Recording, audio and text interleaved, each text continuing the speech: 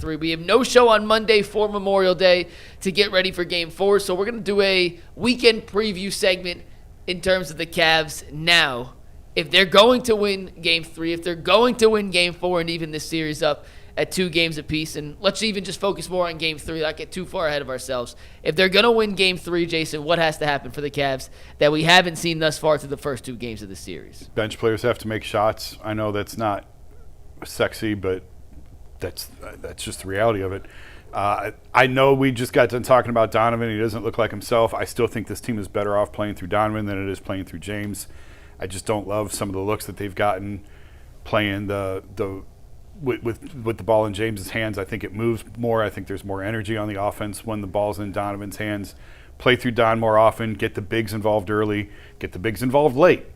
Get the ball in Evan's hands. Allow Evan to work inside. Allow Jarrett to work inside. And Sam's not going to have another shooting night like he had last night. Max has to make shots. Some of these secondary guys that we don't spend a lot of time talking about have got to deliver when you've got wide open looks. You're not going to make them all, but you got to make more than 1 or 2 of them. If they're making around 40% of them, they will be in the game and then close the game home at late. Yeah, we talked about Josh Hart, who was there to shoot, and he got hot, and that was a big part of the stretch there. In addition to the Cavs making shots, the Knicks have to miss shots because Karl Towns was a different beast last night early in the game, and Anunoby really struggled in Game 1. He looked rusty. He was different last night too. So I think sometimes it's just Jalen Brunson is creating shots for guys, and that's on the Cavs defense. So I totally agree. We've got to pick a defensive plan, mix it up a little bit, but it's got to pick one that works, and guys certainly have to make shots because the problem is Schroeder's having to play a bunch more because Harden and Mitchell aren't getting it done, and Schroeder's giving them nothing. So these guys, they've got to score from the three-point line.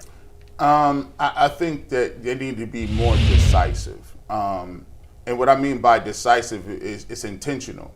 If you are going to, play a defense where you letting guys or certain guys get open looks, not as if they're wide open, but if that's the game plan, hey, we're going to shut down Brunson, then be decisive on your closeouts. Be decisive on your rotations. Also, I think they just need to be more decisive and forceful in transition. Right now, they're walking the ball up court, and then when they walk the ball up court, you got 14 seconds. And then James Harden or Donovan Mitchell is doing 3-4 moves, side to side, step backs. And now everybody is stagnant, the ball's not moving, and the defense does not have to rotate. So instead of doing so much in one spot, be decisive. Get to a hesitation and go. Get to a step back off 2 dribbles. Get to a blow by, right? Then you can at least draw and then kick and have those 3-point shots. So I just think they just need to be way more decisive and look for opportunities to run. I mean, right now they're playing against set defenses 90% of the time. They just and when you do that, it tires you out. It puts a lot of wear and tear and stress on your body by having to load up and then look at set defenses. So I think more transition, more of that. And I would like to see this wrinkle too, McNuggets. I would like to see Evan Mobley be the Swiss Army knife. I want to see, if y'all got a defensive player of the year, I want to see him in some unorthodox looks. Hey, listen, I'll put him on Brunson.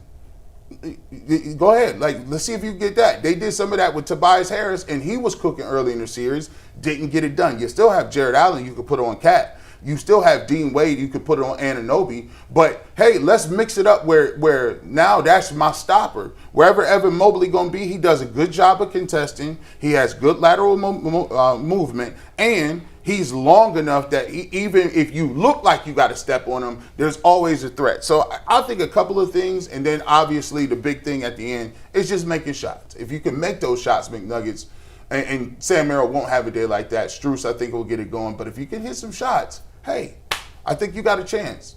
Yeah, just about the transition thing, they're already gassed by the end of the second quarter, sometimes the third quarter. If you have them running, this older team, I'm just not sure that actually benefits them, even though in paper, yeah, get easy buckets. Have you seen their transition defense? It leaves a lot to be desired. I just don't know if they can win a track meet against some of these teams. But the 2 adjustments I would make offensively, play through the bigs. Done. You have to play through Evan. You have to play through Jarrett. Let them initiate offense. It takes some wear and tear off Harden and Mitchell, so later in the game they can be more fresh. It also puts Cat in a position where he has to guard. He could pick up a couple fouls. Maybe he gets taken out of the game.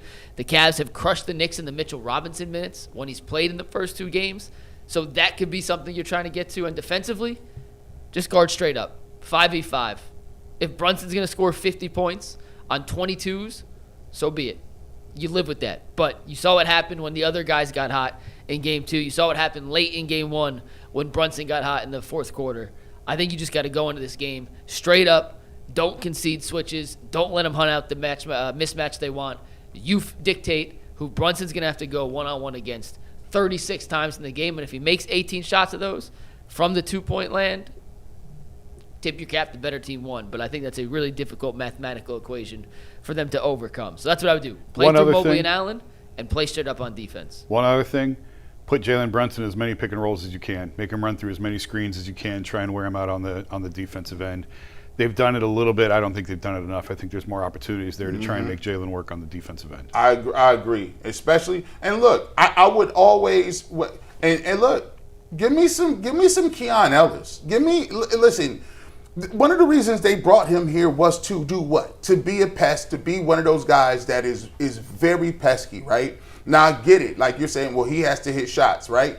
But Schroeder ain't hit no shots. So my thing is this. Hey, give me another look. And by the way, I would never have anybody smaller on Brunson. I put Dean Wade on Brunson. I want him to have to make these little elbow jumpers over 6'8" or 6'10" the entire game. And if he could do that, I'll shake his hand. But I just think they have to mix it up a little bit on him. He had 14 assists, and give him credit.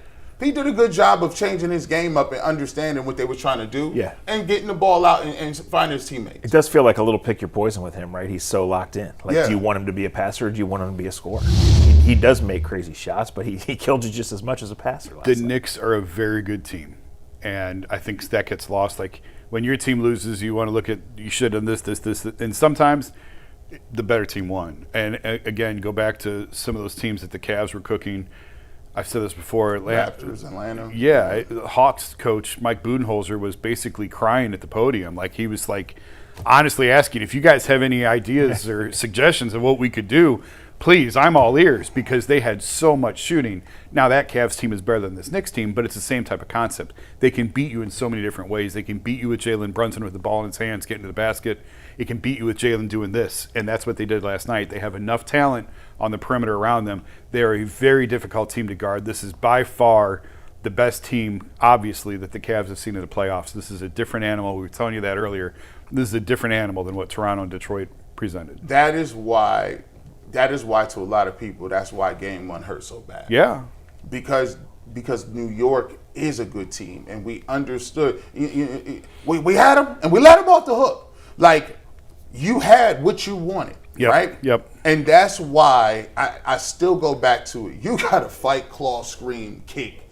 I know Kenny's like, I like to keep my timeouts. I'm like, no. Forget keeping timeouts. I need to make sure I'm winning this game at all costs in the moment, not no future prices. That's why it hurts so tough. And I'm going to be honest with you. A little bit of what Donovan, and we talked about earlier, it might not even be the injuries, right? It might not be the fatigue. What I'm seeing on his face might be mental fatigue from thinking coulda, woulda, shoulda. I'll go back. One of the greatest games I ever seen in my life was LeBron James with a 50-something point triple-double in Game 1 of the finals in 2018 against the Warriors. This man controlled the series. He controlled the pace. They overturned a call, Tony Brothers. This guy gets on my nerves. I hate seeing him pull up, and I'm a brother. I don't mess with Tony Brothers, and I'm a brother. I'm like, no. So they call a charge. They overturn it on the Durant, and then J.R. Smith forgets where he's at. And LeBron comes in, kicks a wall, punches the wall, and series over, right? Because he knew it. He knew it was the opportunity. The small chance they had was there. I'm not saying that that's what the Cavs are, but maybe Donovan is still like, dang, we had him. Yeah, tomorrow night it's like hit shots to give yourself some breathing room and buy a chance to assess what you have to do next. We got all these ideas, right? The Cavs have had some too. So make some shots early, get a lead, get the momentum, get some belief, and then figure out, technically what you got to do the rest. And just from a toughness standpoint too, like you're right, they have to overcome that. It's going to be hard to overcome. It's probably going to be the story that we're talking about in a week. but they have to find a way past that, and they have to make shots to do that. It's crazy to think the season could be over by the time we do next That- show. I don't think it will be. It could be going back to New York, and we closed out. Yeah, it could be 2-2. It could be 3-1 on the verge, or it could be over by the time we show back up on Tuesday. And then we really can talk about LeBron. Then when you show Lord back Jesus! up, yeah, we're gonna. I'll be out of excuses. I've been trying to put this off. You try to I've kick been the trying can to put down the this off road for months. Kick the can down the road. We're gonna talk a Kenny. Don't you do it? Y'all better at least win one of these games, man. When we get back, we switch gears a little bit. We get to the Cleveland Guardians. Bazana is up.